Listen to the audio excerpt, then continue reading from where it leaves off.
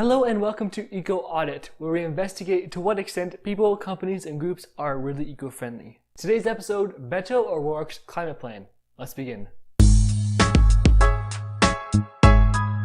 Just a disclaimer, I, Jake Schlesky, am a volunteer for Beto O'Rourke. I've asked the Ecocentric team to check over the script to ensure a non-biased analysis. Subjective statements will be made, but not without facts to support them. On April 29, 2019, Democratic candidate Beto O'Rourke released his plan to combat climate change. It has 4 parts. Part 1. Start cutting pollution on day 1 and taking executive actions to lead on climate. Part 2. Mobilized $5 trillion for climate change with investment in infrastructure, innovation, and our people and communities. Part 3. Guarantee our net zero emissions ambition by 2050. Part 4. Defend our communities that are preparing for and fighting against extreme weather. So let's break down these points one by one, starting with Part 1. According to Beto's website, quote, Beto's 4-part framework starts with a forceful day 1 agenda because he knows that delay is tantamount to denial, and that they will cut pollution on day 1. It's good that he recognizes the urgency of the issue, which is probably why he also supports the Green New Deal. Speaking of the Green New Deal, we'll be comparing the GND to Beto's climate plan a lot in this video. A big difference between this and the Green New Deal is that the Green New Deal calls for the creation of millions of high-paying jobs. Beto puts less emphasis on the quantity and quality of the jobs, making the vague promise that we'll create jobs, support communities, and strengthen our economy. Similarly to the Green New Deal, it doesn't say exactly how this will happen. The need for change is also emphasized in the broad executive action Beto plans on taking, including re-entering the Paris Climate Accords and to, quote, create unprecedented access to the technologies and markets that allow farmers and ranchers to profit from the reductions in greenhouse gas emissions they secure. He also wants to, quote, leverage $500 billion in annual government procurement to decarbonize across all sectors for the first time, including a new, quote, buy clean program for steel, glass, and cement. He also wants to have a climate cost analysis done for any federal project, similarly to the existing program of having an environmental cost analysis done. For federal lands, and that's an important distinction, he wants to set a first ever net zero emissions by 2030 carbon budget. And a lot more actually. Now let's go into the second part. This portion talks about the nitty-gritty things we need to do to take on climate change. It also indirectly suggests that this plan will pay for itself by saying that earlier, the cost of climate change will measure in the tens of trillions of dollars, but this plan will only cost $5 trillion. The website emphasizes the importance of climate action by saying that, quote, in the very first bill he sends to Congress, Beto will launch a 10-year mobilization of $5 trillion directly leveraged by a fully paid for $1.5 trillion investment, the world's largest ever climate change investment in infrastructure, innovation, and in our people and communities.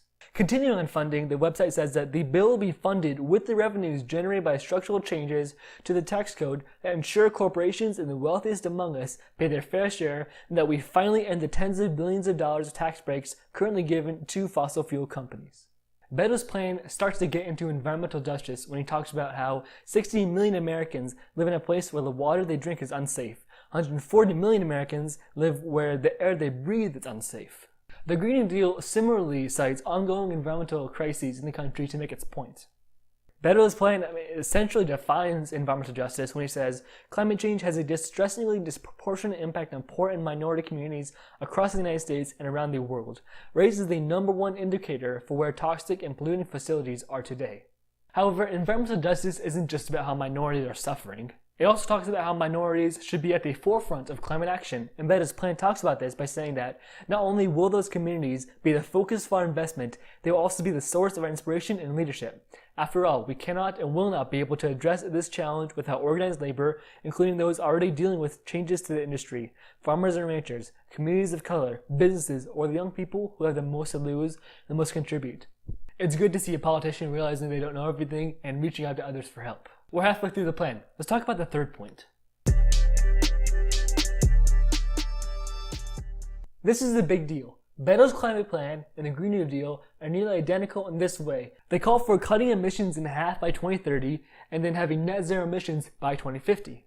In fact, it says that the 2050 goal must be backed up by a legally enforceable standard that holds us accountable to future generations. We need a guarantee that we will, in fact, achieve net zero emissions by 2050 and get halfway there by 2030. It goes as far to say that even after the standard's been passed in the United States, America will work with other groups or companies or businesses or whoever to achieve their net zero emissions goals. Beto most closely perhaps echoes the Green New Deal in its call for standards and regulations to ensure that each climate milestone is met by the public and private sectors alike. Interestingly, he echoes FDR's promise with the New Deal to enact a lot of change in the first 100 days. Beto also wants to institute plans to measure progress, hold polluters accountable, advance market competition for electricity, use natural solutions, and require companies to be more transparent. All of this falls in line with the IPCC's requirement for limiting warming to 2 degrees Celsius. Now it's time for the final section. The final section is just a list of other stuff we have to get done. We can't just say, let's get to 100% renewable energy by 2050. Alright, we did it.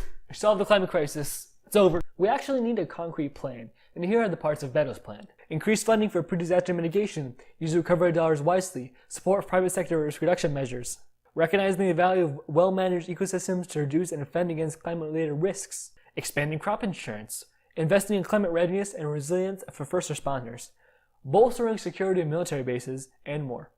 That's Beto's plan to fight against climate change. It's long, packed with details, and references climate change as the greatest threat we face.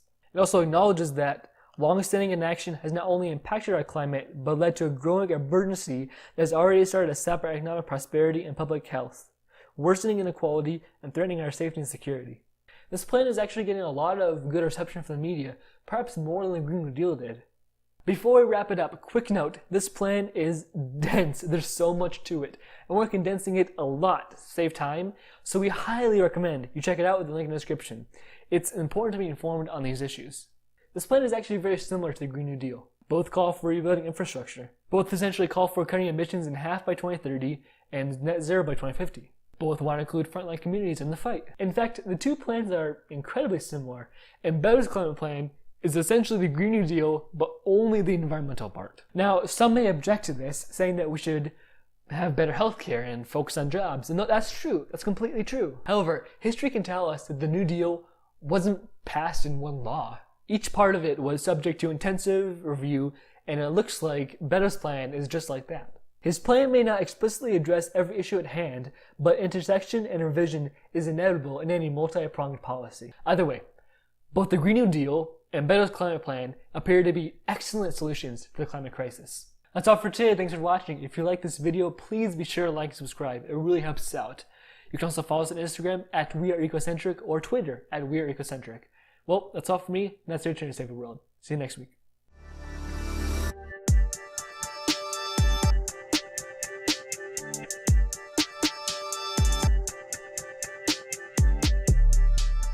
I've asked the Ecocentric team, what is that, a new type of cheese?